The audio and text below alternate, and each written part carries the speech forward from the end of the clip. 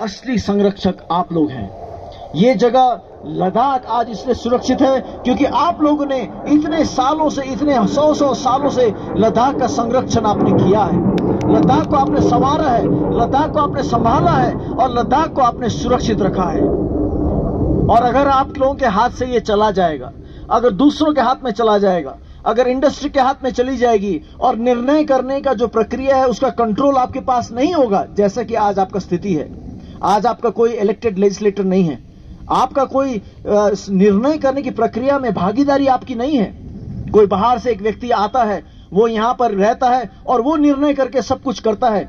आप लद्दाखियों का, आपका और मेरा इसमें क्या सहभागिता है? हम जो यहां जमीन से जुड़े हुए लोग हैं, हम जो जमीन के लोग हैं, जहां पर पैदा हुए लोग हैं, क्या हमारा इसमें कुछ से नहीं होना चाहिए? क्या हमारा इसमें कोई कहना नहीं होना चाहिए? क्या बाहर के लोग आकर निर्णय कर पाएंगे? क्या वो इस जगह को क्या समझ पाएंगे? कितना विस्तृत जगह है, कितना इतिहास है यहाँ का, कितना डाइवर्सिटी यहाँ की जगह का। जो व्यक्ति 2 साल के लिए, 3 साल के लिए आता है, वो इस जगह को क्या समझ पाएगा? हमारे वहां भी ऐसे ही दिक्कत है। 100 साल से हमारे लोगों ने उस जगह को संवारा है, दार्जिलिंग को संवारा है। आप जानते हैं दार्जिलिंग में जो चाय है वो पूरा विश्व में प्रसिद्ध हो गया है, पूरा विश्व में उसका प्रसिद्धि है। मगर जो चाय को जिसने संवारा, जिसने दार्जिलिंग को संवारा, जिसने पूरी दुनिया को चाय दी, जिसने पूरी दुनिया को सबसे बेहतरीन चाय दी, उसका जीवन सत्यानाश होता जा रहा है, उसका जीवन बर्बाद होता जा रहा है, क्योंकि उसका जमीन के ऊपर कोई अधिकार नहीं दे रहे, उसका जमीन छीना जा रहा है। उसके पूर्वजों ने जो बनाया हुआ जगह है उसमें कह रहे हैं तुम्हारा कोई अधिकार नहीं। कहते यहां पर हम बड़े बड़े होटल बनाएंगे, बड़ा बड़ा हम होटल बनाएंगे, बाहर के लोग आएंगे। हमको क्या आपने जू बना के रखा है क्या, कि बाहर के लोग आएंगे, हमको देखेंगे और जाएंगे? हम कोई जू में बंधे हुए जानवर लोग हैं क्या? हम लोग इस जमीन के लोग हैं, हम लोग इस जमीन, इस धरती के लोग हैं। इस जमीन को हमारे पूर्वजों के खून पसीने से सींचा गया ये जमीन है और हम कदापि ऐसे नहीं होने देंगे। हम बाहर के लोगों के लिए एक केवल देखने का तमाशा नहीं है। लद्दाख केवल टूरिस्ट आएगा, देखेगा, आप लोग को देखेगा, आपका जैसा टोपी पहनेगा, आपका जैसा कपड़ा पहनेगा, फोटो खींचेगा और चला जाएगा। बस क्या यही लद्दाख का कल्पना है क्या? क्या ये लद्दाख हमारे सरकार ने सोचा है क्या? क्या सर लद्दाख चाहिए? कोई किस प्रकार का लद्दाख चाहिए?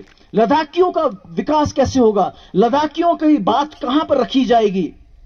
लद्दाखियों को बात कौन सुनेगा? जिसका, जो इस जगह का है, इस जमीन का है, उसकी बात को कौन सुनेगा? उसको बात सुनाने के लिए कौन सा जगह है, कौन सा फोरम है? इसीलिए हम चाहते हैं कि जैसा आपका जो मुद्दा है उसमें हम संपूर्ण सपोर्ट हम आपको देते हैं। 6 शेड्यूल का जो आपका मुद्दा है, 6 शेड्यूल का मुद्दा जिसमें कि इस जगह को रक्षा हो, इस जगह में इस ट्राइबल आइडेंटिटी की रक्षा हो, ट्राइबल लैंड का रक्षा हो, इसको हम 100% हम सपोर्ट करते हैं। इस बात को हम संपूर्ण सपोर्ट करते हैं। यहां की इकोलॉजी का संरक्षण हो और यहां के लोकल लोग इसका संरक्षण कर सकते हैं, केवल वो ही लोग कर सकते हैं। इस बात को हम 100% मानते हैं और इस बात में 100% आपके साथ हम हैं। और इससे भी ज्यादा यहां जो सरकारी यंत्र है, जो यहां सरकार चलाने की प्रक्रिया है, उसमें आपकी आवाज होनी चाहिए। इस बात को हम संपूर्ण रीति से मानते हैं। आज की जैसा सरकार नहीं जिसमें कोई आपका चुनाव व्यक्ति है ही नहीं, आपका इलेक्टेड व्यक्ति वहां पर है ही नहीं। सरकार कैसे चल रही है हमें पता ही नहीं है, कौन आ रहा है, किसके इंस्ट्रक्शन पे क्या चल रहा है हमें पता ही नहीं है। हमारा इलेक्टेड आदमी कौन है? कौन है हमारा इलेक्टेड आदमी जो सरकार में हमारी आवाज को रखेगा? हमें चाहिए कि इस जगह में हमारा इलेक्टेड रिप्रेजेंटेटिव हो, लेजिस्लेटिव रिप्रेजेंटेशन हमारा हो, ये हम चाहते हैं और इस बात में हम आपका समर्थन करना चाहते हैं। दार्जिलिंग में भी हम यही समस्या हम देख रहे हैं। वहां पर जो लोकल बॉडीज बनाई गई है, लोकल बॉडीज में जिसमें इलेक्शन होता है, यहाँ हमारा अजय भाई भी वहीं से आए हैं। इनकी कहानी से आप समझ सकते हैं, वो केवल इलेक्ट होते हैं, उसके बाद उनका कोई काम नहीं है। उसके बाद 5 साल बाद उसको फिर बोलते हैं तुम इलेक्शन में खड़ा हो जाओ और तुम जीत के आओ।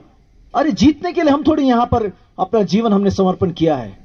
वो जिस इलेक्टेड बॉडी के हैं उसमें सरकार का कोई डिपार्टमेंट्स का अच्छे से ट्रांसफर नहीं होता है, उसमें इलेक्टेड रिप्रेजेंटेटिव ठीक से काम नहीं कर सकता है, उसमें फंड्स नहीं आते हैं। वहां के लोग कुछ सब प्रकार से एक बाहर दूर रहने वाला किसी व्यक्ति के ऊपर आश्रित होते हैं। ऐसा परंतु नहीं चलेगा। हमारे दार्जिलिंग में भी लोगों ने 6 शेड्यूल का डिमांड किया था और सरकार ने उसको पार्लियामेंट तक लेके गया था। उसके बाद उसको उन्होंने ऐसे ही ड्रॉप कर दिया, उसके बाद सारा बातचीत ऐसे ही छोड़ दिया। हम सरकार से बोलते हैं बार बार, हमारे लोग कहते हैं जो 6 शेड्यूल का बिल आप पार्लियामेंट में लेकर आए थे, जिसको आप भूल गए, उसके बारे में आपका क्या विचार है? क्या विचार है? उसके बाद से तो आपने जो भी दिया उससे कम ही दिया, उसके बाद से आपने जो भी किया उससे कम ही किया। हम तो सरकार से कह रहे हैं कि आप कुछ नहीं कर सकते तो कम से कम वो 6 शेड्यूल जो था उसको वापस लेके आओ, जो बिल आपने किया था उसको वापस लेके आओ। हम तो चाहते हैं बढ़िया हो, हम तो चाहते हैं और अच्छा हो, हम चाहते हैं कि लोगों का प्रतिनिधित्व हो, हम चाहते हैं एक सेपरेट स्टेट हमारा बने, हमारा एक अलग से राज्य हो जिसमें हम अपने राज्य को अपने तरीके से हम चला सके। परंतु सरकार कोई बात ही नहीं करती। ये एक ऐसा सरकार है जो किसी की बात नहीं सुनती। ये सरकार को हमने क्यों चुना? इसलिए चुना कि हम कहीं इनको राजगद्दी में बिठा दें, इसीलिए चुना है क्या? हमने इसलिए चुना है कि हमारी आवाज को वो पहुंचा सके, अपने आवाज को वो बुलंद कर सके। ये एक ऐसी सरकार है जो इलेक्शन के टाइम में आपको प्रतिज्ञा करता है, मैनिफेस्टो में लिखता है कि हम आपको 6 शेड्यूल देते हैं, उसके बाद उसका बात ही भूल जाता है। ये कैसा सरकार है? ये कैसी सरकार है? ये कैसा सरकार है? हमारे दार्जिलिंग में उन्होंने कहा कि हम आपको परमानेंट पॉलिटिकल सॉल्यूशन देंगे। हमने बोला ठीक है, आप नाम नहीं ले सकते, क्या सॉल्यूशन दोगे? कम से कम बोलो कि तुम सॉल्यूशन दोगे। उन्होंने बोला हां, हम आपको परमानेंट पॉलिटिकल सॉल्यूशन देंगे। और सॉल्यूशन का प्रतिज्ञा करते करते करते करते 15 साल हो गए, अभी तक वो बोल ही नहीं पाए कि कौन सा सॉल्यूशन वो हमको देना चाहते हैं। ये कैसा सरकार है? ये कौन सा सरकार है? चाहे वो दार्जिलिंग में हो, चाहे वो लद्दाख में हो, हम देखते देश भर में इसी प्रकार से लोगों को भ्रमित करते रहते हैं, लोगों को केवल डिले करते रहते हैं, टाइम वेस्ट करते रहते हैं। उनको लगता है लोग ऐसे ही कमजोर हो जाएंगे, लोग ऐसे ही भूल जाएंगे, परंतु नहीं। आपका और मेरा संकल्प कमजोर नहीं हुआ है, आपका और मेरा संकल्प आज और बलवान हुआ है, आपका और मेरा संकल्प और तेज हुआ है, आपका मेरा संकल्प और दृढ़ हुआ है। इसलिए इतनी ठंड में भी यहां सोनम वांगचुक जी के नेतृत्व में इतने सारे लोग फास्ट में बैठे हुए हैं, इतना फ्रीजिंग टेम्परेचर में भी बैठे हुए हैं। हमारे दार्जिलिंग में भी लोग अपना आंदोलन जारी रखते हैं, उसी प्रकार से देश के अन्य जगहों में भी लोग अपने आंदोलन को तैयार रखते हैं। सरकार को यह नहीं भूलना चाहिए कि डेमोक्रेसी में सबसे ज्यादा ताकत जनता का होता है, सबसे ज्यादा ताकत आपका और मेरा होता है। आपका और मेरा मुद्दा सबसे बड़ा मुद्दा है। सरकार का मुद्दा केवल इलेक्शन जीतने तक अगर सीमित होगा तो वो तो केवल 5 साल का एक मुद्दा है। हमारा मुद्दा जो है, हम अपने मुद्दों पे संकल्पित हैं, हम अपने मुद्दों पे पूरा कमिटेड हैं और अपने मुद्दों को हम जरूर पार लगाएंगे, हमें कोई भी नहीं रोक पाएगा। हम बहुत सुनते आए, हमारे माननीय प्रधानमंत्री जी ने कहा है कि वो चाहते हैं कि सबका विकास वो चाहते हैं। तो क्या सबका विकास में उन्होंने दार्जिलिंग और लद्दाख को छोड़ दिया क्या? वो कहते हैं वो सबका विकास चाहते हैं, सबका साथ चाहते हैं, सबका विकास चाहते हैं। हम भी तो चाहते हैं, आपका साथ चाहते हैं। सरकार, हम चाहते हैं, सरकार से हम यही कहना चाहते हैं, आपका साथ हम भी चाहते हैं। एक तरफा नहीं होता है साथ, केवल हम साथ दें और हमें साथ न मिले, ऐसा नहीं होता है। केवल सरकार और सरकारी यंत्र का विकास हो, कुछ चुनिंदे लोगों का विकास हो, ऐसा नहीं होता है।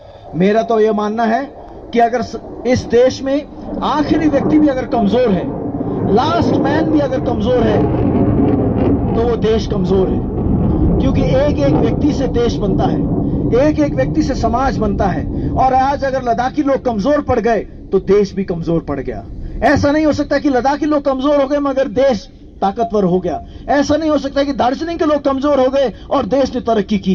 अगर देश को तरक्की करना है तो लद्दाखी लोगों का, उनके आकांक्षाओं का, उनके एस्पिरेशन का, उसका भी विकास होना है, उसकी भी पूर्ति होनी है, वो भी मजबूत होना है, वो भी बलवान होना है। अगर देश को बलवान होना है तो दार्जिलिंग के लोगों को भी बलवान होना है। अगर देश को बलवान होना है तो अन्य जितने भी यहां देश में जितने भी स्ट्रगल में लगे लोग हैं, उन सबके मुद्दे पूरे होकर वो प्रत्येक जनसमूह, प्रत्येक व्यक्ति को बलवान होना है, तब जाकर देश बलवान होगा। हम इसी बात को आज सरकार को कहना चाहते हैं। और आज सरकार इलेक्शन मोड में है। इलेक्शन मोड में सरकार को यह कहना चाहते हैं, हम केवल वोट देने का मशीन नहीं है। आप मत समझना कि हम सिर्फ वोट देंगे 5 साल में एक बार और उसके बाद आप हमको भूल कर चले जाएंगे।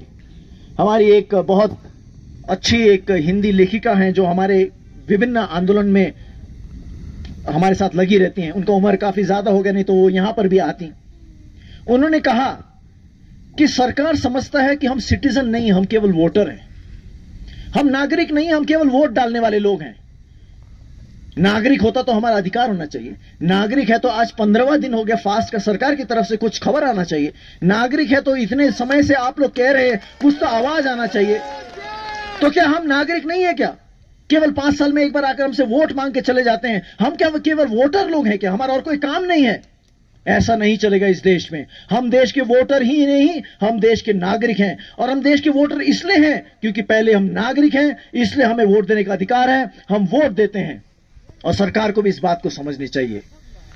मैं फिर से आप सबको सलाम करता हूं, आप सबको मैं बहुत बहुत सराहना करता हूं, और आप लोगों से हमने बहुत कुछ सीखा है। और सारे मेरे और अन्य साथी भी आएंगे, वो भी आपके साथ लग जाएंगे, वो भी आपके साथ अपना समर्थन बताएंगे और अपना आपका संदेश को अपने अपने जगहों फैलाएंगे।